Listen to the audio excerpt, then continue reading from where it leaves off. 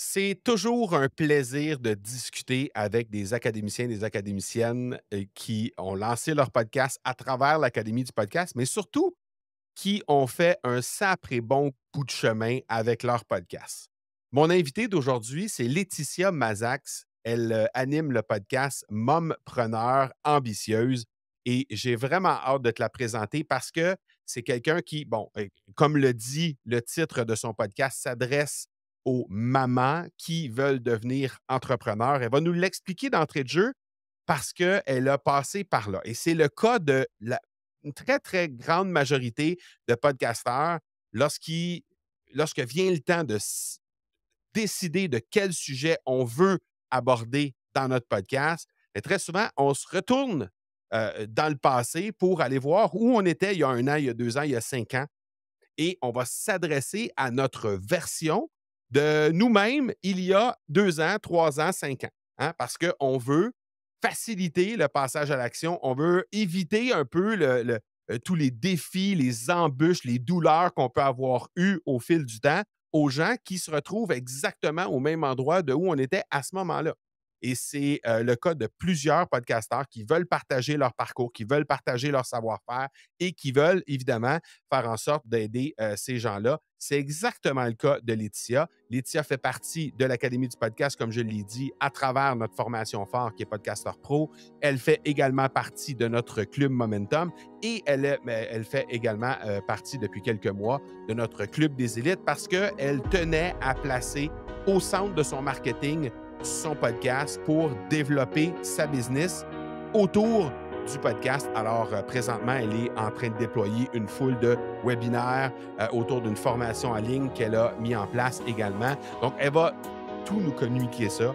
Mais je te dis tout de suite, si tu es une maman et que tu es entrepreneur, clairement, tu vas être intéressé par le sujet d'aujourd'hui. Et incidemment, bien, dans les notes d'épisode, tu vas y trouver le lien vers le podcast de Laetitia Mazax. Alors, n'hésite pas à aller y jeter une petite oreille. Je pense que tu vas vraiment apprécier. Donc, je te laisse tout de suite à l'entrevue avec Laetitia Mazax et on se reparle la semaine prochaine. Ciao. Tu cherches une façon de démarquer et tu as choisi le podcast pour y arriver?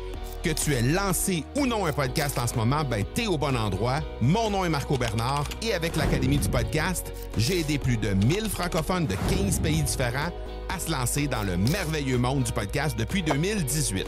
Je t'aide à maximiser l'impact positif que tu veux avoir auprès de ceux que tu souhaites attirer comme clients et ainsi cesser d'être le secret le mieux gardé de ton domaine en utilisant le podcast. Laetitia Mazax, comment tu vas?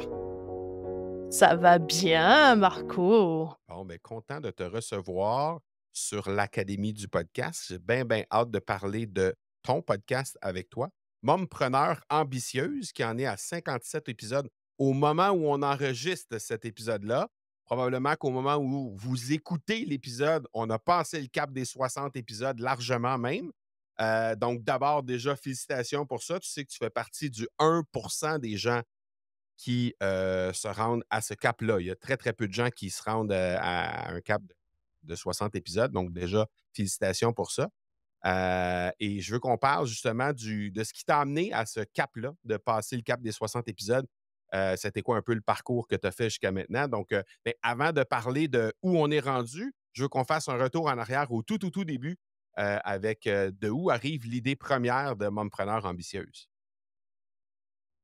Alors, l'idée de Mompreneur ambitieuse, elle vient en fait de ma propre histoire en fait. C'est que, je suis chiropracteur et dans le milieu de la santé, pour moi, c'était super tabou de parler de marketing, de business, de vente et cetera et pendant plus de 10 ans, j'ai eu du mal à développer mon activité. Je maîtrisais, mon métier si tu veux, mais je savais pas comment en parler en gros et je me suis rendu compte que je m'auto-sabotais et est arrivé un premier enfant et du coup moins de disponibilité aussi et donc d'autres défis qui se sont rajoutés à tout ça et là je me suis formée en marketing, en vente et je me suis dit, que j'avais plein de croyances limitantes et que ces croyances limitantes, j'étais pas la seule à les vivre et qu'il y avait beaucoup de femmes qui se lancent dans l'entrepreneuriat en connaissant un métier mais qui n'ont pas incorporé la notion d'être chef d'entreprise. Mmh.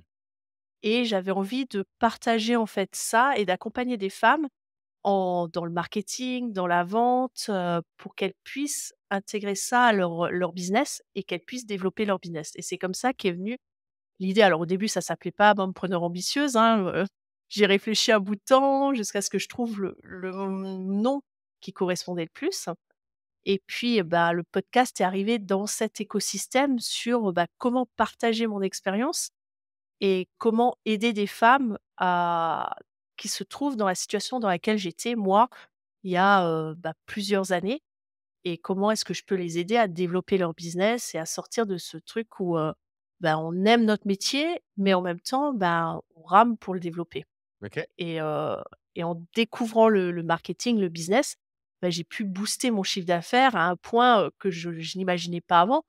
Avant, voilà, c'était vraiment difficile et après j'ai dépassé, le fameux 6 chiffres de chiffre d'affaires Mmh. en seulement 1 an et demi, tout en ayant une grossesse en même temps.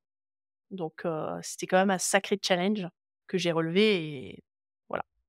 Excellent. Puis quand on regarde rapidement là, l'ensemble des sujets qu'on peut trouver sur ton podcast, ça passe par à peu près toute la gamme des sujets possibles et imaginables qui peuvent intéresser, une femme là, une femme entrepreneur évidemment, mais tu sais, on parle de témoignages clients, on parle de comment, se garder de la clarté, mais dans l'action. On parle de la vie d'entrepreneur avec évidemment des invités que tu reçois, le défi de manquer de temps. Je vois des défis aussi de quitter la fonction publique. Donc, ça, c'est le cas aussi souvent des femmes qui veulent se lancer dans l'entrepreneuriat. Donc, comment tu arrives à sélectionner les thématiques que tu décides d'aborder sur ton podcast pour t'assurer justement que c'est des sujets, des thématiques qui vont résonner avec les femmes? Alors au début, c'est beaucoup des choses qui, moi, m'ont interpellée, m'ont manqué, des choses comme ça et ensuite, c'est par des retours aussi de femmes, lors des échanges. Je vois notamment, au mois de septembre, j'ai fait, plusieurs accompagnements de femmes et ça m'a ouvert des idées de partage. J'ai partagé, sous couvert bien sûr de l'anonymat, un peu leurs histoires et les petites erreurs que j'ai pu diagnostiquer dans leur développement de business pour partager en fait aux autres femmes qui sont pas encore au suivi avec moi, leur partager ces erreurs et comment on peut y remédier en fait. OK. Et ça, ben, des retours comme ça, est-ce que ce sont aussi des retours que tu reçois de la part, par exemple, des auditeurs, des auditrices de podcast? Est-ce que tu reçois des retours de ce côté-là aussi? Pour le moment, j'ai pas énormément de retours, mais c'est vrai que tout au début, j'étais beaucoup dans le don et je pensais pas forcément toujours à Demander. demander un retour. Oui. Voilà et en fait, on peut pas recevoir de retour si on le demande pas Mmh mh. et ce qu'il y a de très drôle, c'est que je les ai pas forcément en direct, mais régulièrement quand je croise des gens, c'est ça qui est drôle, le week-end dernier, j'étais à une fête organisée pour les enfants et cetera et puis il y a quelqu'un qui vient me voir et qui me dit: «Alors comment ça va, Mompreneur ambitieuse?» «Ah, je savais pas que tu étais au courant que je faisais ça» et du coup, on a amorcé la conversation sur ça, sur, le développement d'entreprise et cetera et c'était vraiment très, très intéressant et c'est par le biais de ces petites choses que je me rends compte. Mais les gens, ils osent pas, ils prennent pas toujours le temps Ouais, de faire un retour et parfois, c'est vrai qu'on a l'impression qu'on est un peu seul face à son micro. On se dit: «Bah, tiens, je parle, je partage des choses, mais est-ce que ça a vraiment un impact?» ouais, et bah, c'est lorsque je rencontre les gens qui vont me dire les choses. Ou, bah, il y a eu des périodes où le podcast, il a 2 saisons là. Il y a une saison au milieu, entre les 2 saisons, bah, il y avait plus de podcast et puis, il y a des gens qui me disaient: «Mais tu fais plus le podcast, tu arrêté?» et donc c'est à ce moment-là, c'est au moment où on arrête que les gens nous demandent, alors qu'avant on était en train de le faire et on se disait: «Mais est-ce que ça intéresse les gens ce que je dis en fait?» ça fait quand même un beau sujet d'épisode de podcast ça, parce que clairement, là, tu te rends compte qu'il y a beaucoup de gens qui t'écoutent, mais qui t'écoutent en silence. Et c'est un peu normal parce que, tu sais, si on fait juste analyser un peu la façon dont on consomme le contenu sur les réseaux ou en général, combien de fois est-ce qu'on prend le temps d'aller déposer un commentaire ou d'aller ou de revenir au créateur ou à la créatrice d'un contenu quelconque, qu'il soit écrit, audio, vidéo, peu importe. Ça arrive très, très, très, très, très rarement et c'est le cas de n'importe qui. Et c'est pas parce qu'on voit, par exemple, sur une vidéo de quelqu'un qui est très, très en vue, qui a un très gros réseau, qu'il y a des dizaines ou des centaines de commentaires sous cette vidéo-là, que ben, cette personne-là, on sait qu'elle a un super gros réseau. Donc, il y a de fortes chances que ça amène un plus grand, de plus grandes chances, en fait, d'amener des réactions. Alors que là, ben, on a plein de gens qui nous reviennent après et qui disent, ben, comme tu dis, là, tu sais, qu'ils écoutent ton podcast. Et en tout cas, je ne sais pas pour toi, mais moi, ça me donne envie toujours de demander encore plus de feedback quand je reçois ça. Ouais, tout à fait. C'est ouais, tout ça, de penser à demander, c'est vraiment capital, et puis d'aller vers les gens et de leur demander soit par le biais du podcast, soit par le biais des différents moyens de communication pour qu'ils puissent nous le donner, demander: «Bah, tiens, est-ce que ça vous intéresse? Est-ce que ça vous interpelle?»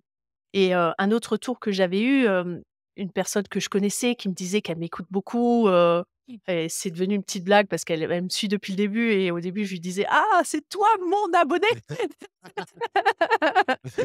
Hem et du coup, elle me fait des retours et puis je lui dis: «Beh, tiens», elle me disait qu'elle était intéressée par telle ou telle chose dont je parlais. Je dis: «Tiens, tu t'es pas inscrite encore?»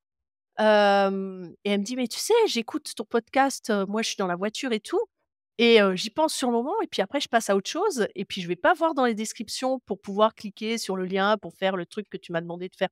Et donc du coup, là, ça rassure aussi ça de dire: «Ils ont envie de le faire, mais il faut le rappeler, le rappeler, le rappeler» et puis maintenant ça fait presque, 8 mois qu'elle me suit et là, elle vient de s'inscrire au groupe Facebook que j'ai créé, quoi.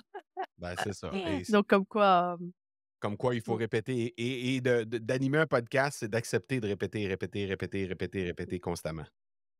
ouais, tout à fait. Donc ça rappelle le rôle de parent, ça Ouais. rappelle le rôle d'enseignant. Exact. Et de toute façon, ben, quand les gens prennent la peine au moins de nous mentionner qu'ils écoutent le podcast, ben, nous, c'est comme si ça nous rappelait à nous-mêmes qu'il fallait poser des questions à cette personne-là, à ce moment-là, au moment même où cette personne-là nous fait un retour en nous disant simplement qu'elle écoute le podcast. Ben, je pense que ça nous donne une espèce comment dire, d'alerte qu'on a l'autorisation de poser des questions davantage et d'apprendre à connaître cette personne-là. Simplement du fait que cette personne-là vient de nous faire un retour. Mmh. Dis-moi, quand tu as lancé le podcast, parce que je sais parce que bon, là, tu es dans l'écosystème de l'Académie du podcast, tu as fait la formation de Podcaster Pro, tu as fait le Club Momentum. Maintenant, tu fais partie également de nos élites qui développent leur entreprise avec, évidemment, en plaçant au centre de leur marketing leur podcast. Qu'est-ce que Qu'est-ce que tu as reçu du monde du podcast au sens large, pas nécessairement des auditeurs en tant que tels, mais du monde du podcast en général que tu n'attendais pas quand tu es arrivé? Je pense le fait de rentrer dans une communauté, OK.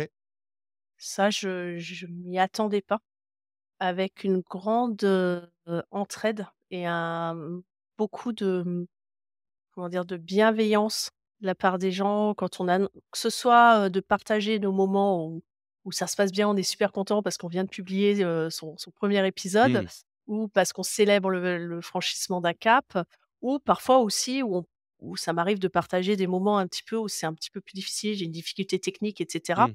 D'avoir des gens qui sont là pour nous aider, pour nous répondre. Alors parfois ils ont pas la réponse, mais ils sont juste en train de nous dire, ça va aller, tu vas trouver la réponse. Je l'ai pas pour toi, mais continue, c'est cool et ça fait du bien. C'est vrai que c'est une belle communauté. Ce que je remarque et c'est pas disponible que dans l'Académie du podcast, mais en général, tu sais, tu mentionnais juste, au début de l'entrevue, tu disais: «Moi, au début, j'étais très altruiste, j'étais toujours en train de donner, donner, donner, j'étais très sur le don de soi» et c'est ce que je remarque en général dans l'écosystème du podcast en général, pas que dans l'académie du podcast. C'est des gens qui sont très axés sur le partage, sur, le fait tu sais, ils sont très, très altruistes. C'est des gens qui vont toujours être là au devant pour aider, et je pense que ça vient aussi en partie, à tout le moins, je pense, pourquoi ces gens-là ont choisi d'animer un podcast, parce qu'ils souhaitent partager un message, parce ils souhaitent mettre de l'avant ce message-là. Mais au-delà de ça, c'est des gens qui sont là aussi pour s'aider, là. Mmh. Tout Hem, à fait.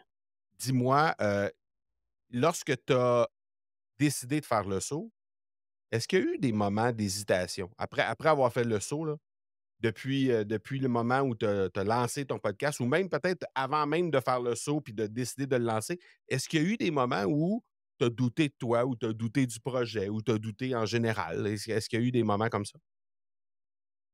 Ouais, il y a les tout débuts sur, d'accord, j'avais regardé des vidéos et cetera. Je savais qu'il fallait, utiliser une plateforme et tout et j'ai eu un moment de doute sur, comment je fais pour m'enregistrer, en fait? D'accord, j'ai un micro et tout, mais j'utilise quoi comme logiciel pour m'enregistrer? Et là, ça a été un petit moment de doute auquel j'ai eu très vite réponse grâce au capitaine, en Ouais. fait. Donc tout de suite, j'ai posé une question à ma capitaine et j'ai dit, «Bah, qu'est-ce que je fais pour enregistrer?» Et tout de suite, elle m'a dit: «Bah, tu utilises tel logiciel, c'est un logiciel gratuit» et elle m'a guidée, là-dedans. Mmh. Donc là, c'était le premier moment de doute que j'ai eu, le doute un peu technique, mais qui a été très vite, balayé. Ça nécessitait juste de s'y mettre et de prendre le temps de regarder comment ça fonctionne et puis maintenant, c'est intégré. Je peux même plus dire où sont les boutons, où il faut que j'appuie, j'y vais automatiquement avec ma souris, elle elle y va toute seule Ouais, presque. ouais, ouais. Elle connaît le chemin déjà.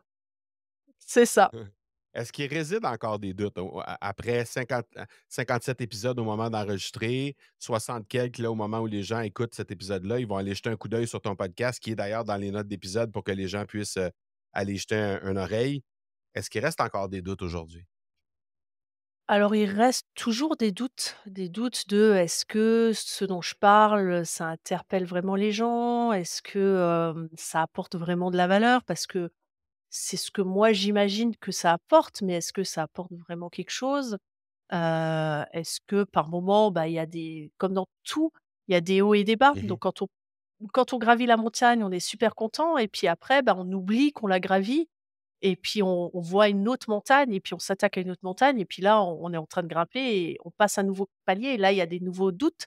Donc une fois qu'on a passé l'enregistrement des premiers épisodes, bah, ça va être de persévérer, de continuer avec une régularité, de s est-ce que, je vais réussir à trouver encore des nouveaux sujets qui interpellent ou est-ce que je recycle un peu les sujets sous une autre forme?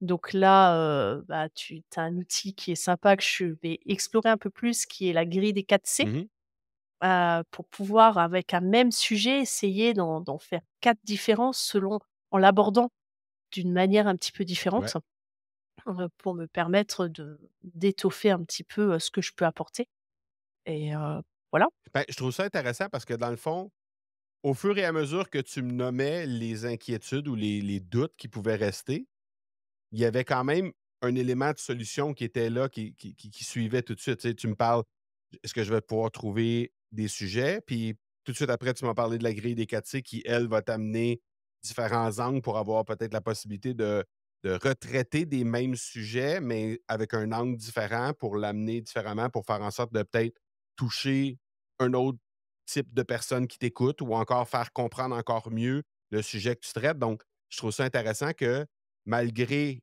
qui peut résider, comme tu l'as dit, parce que oui, c'est clair, à tout moment dans l'animation d'un podcast, il va résider certains doutes, certaines inquiétudes. Et il y a certains moments, même quand on est rendu, de notre côté, là, on est rendu à plus de 1000 épisodes, mais il reste encore des doutes, là. Tu sais, je veux dire, on se pose toujours ces questions-là, mais exactement comme toi, il y a des réflexes déjà de trouver des solutions. Tu sais, il y a déjà, il y a des, ben, Mmh. d'abord, il y a des outils, mais il y a aussi des réflexes qui sont, je pense, bien aiguisés de ton côté, qui te permettent d'accéder à des solutions. Donc ça, c'est intéressant. C'est de voir un peu Mmh. l'avancée de la podcasteur que tu es après une certaine d'épisodes. Mmh.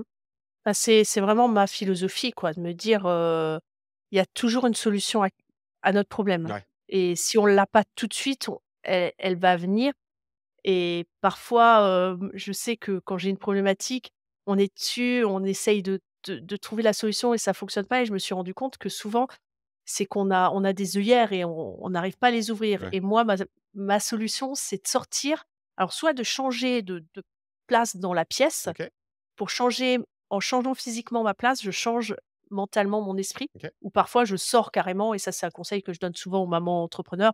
Je leur dis: «Sors, ça va te changer les idées, c'est pas ça qui va te mettre tant en retard que ça.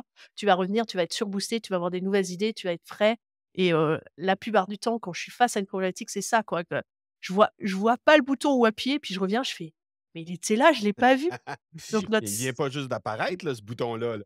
voilà. C'est bien. Tu as fait un passage dans les élites à un moment où tu avais, une trentaine, une quarantaine d'épisodes de réaliser à ce moment-là. Tu as fait le passage dans ce cercle, un peu plus restreint qui sont des gens qui travaillent vraiment sur leur business, qui développent leur business en utilisant leur podcast. Qu'est-ce qui a motivé ton passage dans le club des élites? Parce que j'avais besoin d'accompagnement. Que j'avais envie de me retrouver entourée aussi de personnes qui vivent les mêmes réalités que moi. Heu, Parce que dans le groupe, Momentum, on partage pas tous les mêmes objectifs et OK. je sentais que dans le groupe élite, on était vraiment dans un groupe de gens qui veulent mettre le podcast au centre de leur business et qui sont en train de développer leur business, et du coup, j'allais à la fois pouvoir m'inspirer et être conseillée et partager aussi ce que moi j'ai peut-être déjà, sur d'autres plans. Mmh. J'allais pouvoir aider certains et puis les autres allaient pouvoir m'aider sur d'autres plans. Et là, tu es arrivé au sein du club des élites. Qu'est-ce encore une fois, je vais te répéter encore la même question que je t'ai demandé il y a quelques minutes à peine. Qu'est-ce que tu y as trouvé que tu n'attendais pas? Bah, encore une fois de beaucoup de partage, mais en puissance plus important parce que on est un petit groupe. Donc c'est à la fois du soutien quand quand on poste quelque chose et c'est aussi, moi j'aime beaucoup ce côté, bah, l'un de nous, fait un webinaire. Bah, moi, j'aime aller voir si je peux le webinaire et donner un retour à la personne pour que ça aille mieux ou même, de temps en temps l'aider un peu en posant une question que je sais pertinente pour qu'elle puisse la personne, poser l'action et amener son offre. Ouais, Parce que c'est beaucoup plus facile quand on est, spectateur que quand on donne le webinaire. clairement. Et donc du coup, moi, j'aime beaucoup ça, quoi et puis j'ai rencontré des personnes, extraordinaires. Il y a quelques personnes avec qui je m'entends très, très bien et j'ai vraiment envie de créer, des partenariats avec certaines d'entre elles pour que nos business, se développent, ensemble, en fait. Ben, clairement, il y a des mômes preneuses au sein du club des élites. Il y en a beaucoup quand même. La Mmh. majorité des femmes qui s'y trouvent sont des femmes qui ont eu des enfants ou qui ont qui ont eu des enfants, oui, et dans certains cas que les enfants sont encore à la maison. Donc, clairement, c'est directement relié au type de persona que tu as. Mais cet effet de parce que, les gens pourraient être tentés de penser: «Oui, mais comme il y a moins de gens au sein du club des élites», tu sais, c'est une petite poignée de personnes, là, on n'est pas 50 là, au sein du club des élites. Au moment où on se parle, on a une quinzaine de personnes, donc c'est à la fois un groupe très restreint, mais à la fois un groupe très serré, tissé serré pour s'aider encore plus. Comment tu expliques Mmh. ça que tu reçoives davantage dans un groupe qui est 10 fois moins important que, par exemple, le club Momentum? Bah, parce qu'on c'est moins dilué. On apprend plus à se connaître. C'est plus dans l'intensité. C'est un petit peu le parallèle entre, en marketing, j'ai envie de faire ce Ouais. parallèle de définir son persona et de savoir nicher son persona et moi, c'est vraiment ce que j'ai appris, dans le marketing que j'ai appliqué à mon business, que je me refusais de faire. Je voulais aider tout le monde, servir tout le monde, Mmh. soigner tout le monde et à partir du moment où j'ai fait ce travail de persona et d'accepter que dans l'absolu, oui, je pourrais aider tout le monde, mais il y a des gens avec lesquels j'aime plus travailler. C'est c'est pas que je veux rejeter les autres, mais c'est que le feeling passe mieux et ben, quand on est moins nombreux, quand on est dans le même objectif, ben, le lien se fait plus fort par rapport à quelqu'un qui va juste faire, je dirais, un podcast, juste pour partager et puis la personne n'a pas d'objectif, spécial, lié à son business. Mmh. Donc là, on est relié entre le fait de faire un podcast et le fait de vouloir développer notre business aussi Mmh. et je pense que c'est ça la différence avec un groupe plus grand où, ben, ouais, on a moins de choses en commun, tout simplement. Dirais-tu qu'il y a un meilleur engagement au niveau des élites, par exemple? J'ai l'impression, ouais. Ouais? Comment Parce t'expliques que ça? dans le parce que quand on est moins nombreux, on peut moins «se cacher» entre guillemets, hein? C'est intéressant ça. Sinon tu es noyé, j'ai envie de dire, tu es noyé dans la masse, donc tu peux être juste simple spectateur, tu observes et puis, que tu interagisses ou pas, Il ça change y a rien, personne quoi. qui ça Heu, formalise, ouais. OK, je comprends. alors que là, comme on est moins nombreux, quand quelqu'un est absent, on s'en rend compte. Quand tu as 100 personnes, il y en a un qui est absent, tu arrives pas à te rendre compte: «Ah bah oui, lui, il était absent». Ouais. Là, on est une quinzaine, quand il y en a un qui peut pas venir, on le sait, on le remarque qu'il est pas là parce qu'il y a des interactions en moins Mmh. quand il est pas là lors des rendez-vous. Et puis tu arrives peut-être toi-même aussi en tant qu'animateur à plus interagir avec chacun de nous Clairement. sur des points, parfois très précis et du coup tu partages des éléments et c'est là où c'est fou parce que tu vas parfois tu vas passer du temps principalement avec une personne ou sur la session du club élite, ça va passer 90 du temps, mais ça donne, on se sent touché, on se sent concerné aussi, tu vois ce que je veux dire? Ouais. Même si tu as pas, répondu à ma question précise ou quoi, mais par la réponse que tu donnes à une autre, bah, j'y trouve des réponses pour moi et j'ai pas besoin de poser forcément une question, Ouais, quoi. comme les thématiques sont les problématiques, les défis sont souvent plus près un de l'autre, ben, ça fait en sorte que en répondant aux défis de quelqu'un d'autre, ben, automatiquement, toi, de ton côté, tu vas y trouver ton compte également, là. Tout à fait. C'est sûr qu'on a plus le Et temps de travailler de façon étroite parce mmh. qu'on est un moins gros groupe, là, ça, c'est sûr. Et même ceux qui sont plus avancés par rapport à moi, bah, hop, ils posent des questions. Je me dis: «Ah bah ça, je vais venir à cette étape-là, elle a des doutes, du coup, c'est normal» et quand je serai à cette étape-là, si j'ai des doutes, je sais que ce sera normal, mais j'en aurai un peu moins parce que je sais qu'elle aura franchi ce cap-là. Ouais, tu sais Donc que je me c'est dirais: «Bon, bah» normal c'est ça, tu sais que tu es pas une voilà. extraterrestre de ressentir un doute à ce moment-là, là. Ouais. Très intéressant. Laetitia, dernière question que j'ai envie de te poser parce que souvent les gens, il y a beaucoup de gens qui animent un podcast, qui regardent qui souvent ne voient pas nécessairement le chemin plus difficilement, en tout cas, le chemin qu'ils parcourent, qu'ils ont parcouru, et ils prennent ça pour acquis. Mais je l'ai mentionné d'entrée de jeu dans l'entrevue que juste 1 des gens qui se rendent à l'endroit où tu es rendu en termes de nombre d'épisodes. Déjà, en soi, c'est un très, très grand succès parce qu'il y a énormément de gens, et comme 99 des gens qui abandonnent avant de se rendre à l'étape où toi, tu es rendu présentement. Donc, déjà, ça, je pense que ça mérite d'être félicité et d'être festoyé. Mais au-delà de ça, quand tu regardes en arrière, si tu avais à cibler une chose qui te rend particulièrement fier de ton parcours de podcasteuse jusqu'à maintenant, que ce soit dans les débuts, au milieu ou plus récemment, qu'est-ce que tu ciblerais?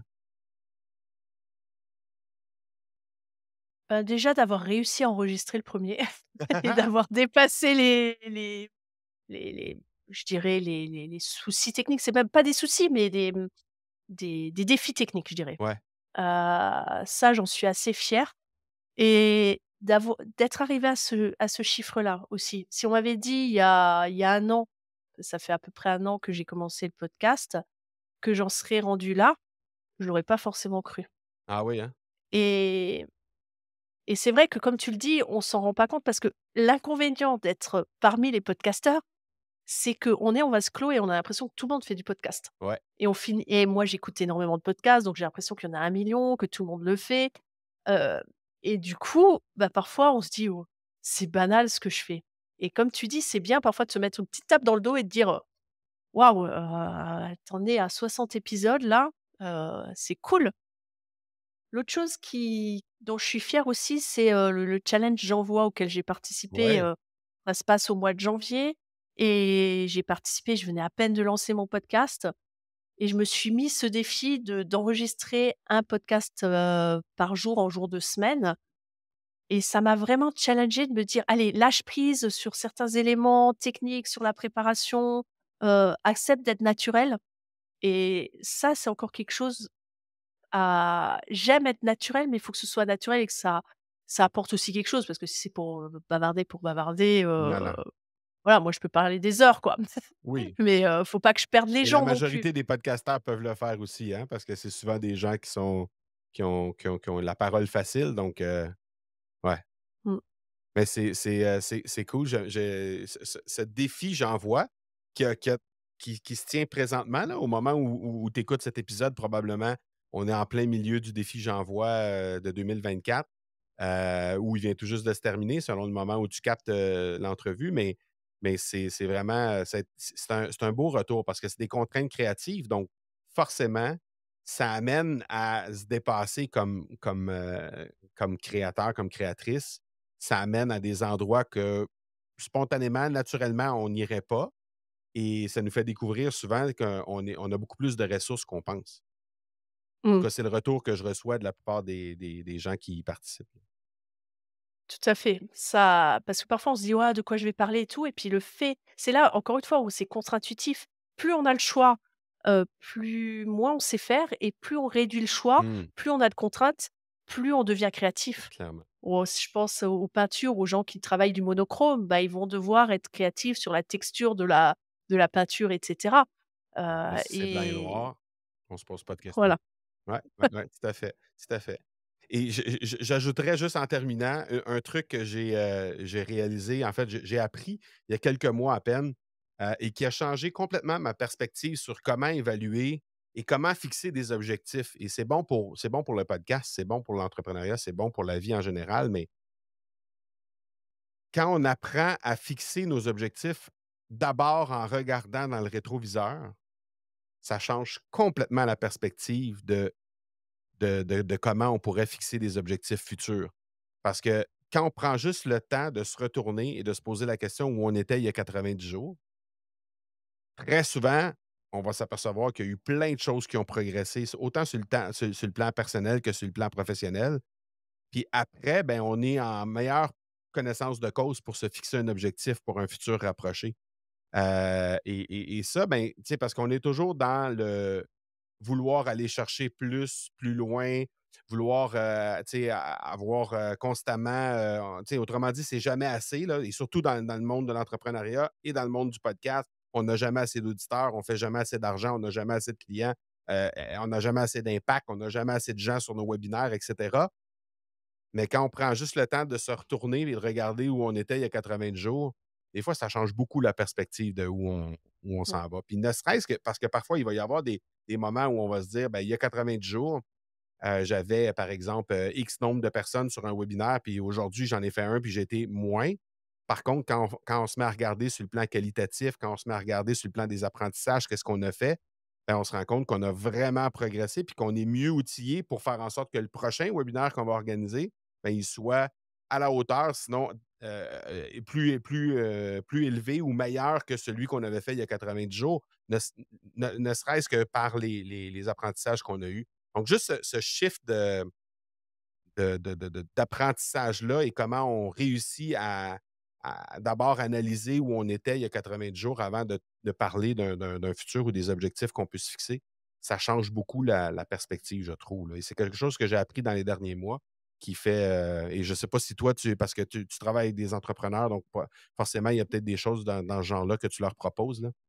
Hem, Ouais, moi je partage souvent mon expérience qui est celle de prendre des notes sur ce qu'on fait, d'avoir un carnet, ou ça peut être un agenda, mmh où je note parfois certains points forts et à la fin de l'année, quand on range son agenda, de prendre le temps de le feuilleter Ouais.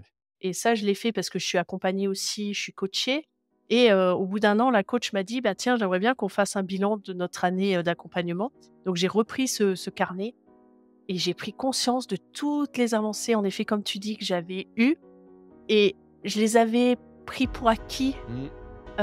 et je me souvenais plus de toute l'énergie que j'avais mis pour déplacer certains défis et le fait de le voir, ça m'a presque mis les larmes aux yeux, de me dire: «Oh punaise, tu étais là il y a un an, tu as galéré, et tu en es sorti de cette situation et tu as fait ça, ça, ça, ça». Mais quand tu te doutes et que tu te sens nul, que tu te dis, «Ah, je vais pas y arriver» et cetera, bah, de regarder ça, tu te dis, «Ouais, bah, attends, je suis pas si nul que ça, quoi». Exact. Et moi, un outil que je conseille aussi beaucoup, que j'ai aussi mis en place, c'est de faire la liste de ses 50 réussites. Mmh. Et ça, c'est d'une puissance et de pas banaliser, genre, j'ai appris à faire du vélo, j'ai appris à marcher, bah, il y a pas tout le monde qui arrive à le faire, mais on Exact. le banalise et moi, j'ai fait cet exercice il y a quelques années et ça waouh! J'en suis arrivée à 76, je me suis dit: «Bon, c'est bon, l'exercice, il est» mais j'aurais pu continuer jusqu'à 100. Alors que quand j'ai commencé, je me suis dit: «Ah 50, c'est beaucoup» Ouais, et ça apporte beaucoup de valorisation sur soi, clairement, en fait. clairement. Ben, merci de nous avoir partagé tout ça, Laetitia. C'est vraiment un plaisir de discuter avec toi. C'était un plaisir aussi de souffler Avec sous plai tes ailes pour te voir t'envoler avec ton entreprise et voir comment tu évolues à travers tout ça. Dans les notes d'épisode, comme je l'ai mentionné un peu plus tôt, il y a le lien vers ton podcast. Donc, allez jeter une oreille là-dessus, spécialement si vous êtes une môme preneuse. Allez jeter un petit coup d'œil, un petit coup d'œil, non pas un coup d'œil, mais plutôt une oreille directement sur le podcast pour aller regarder les différentes thématiques qui y sont abordées. Je pense que vous allez vraiment apprécier. Merci beaucoup encore une fois, Laetitia, puis on se reparle très, très, très bientôt. merci infiniment à toi, Marco. Ciao, ciao. Ciao, ciao.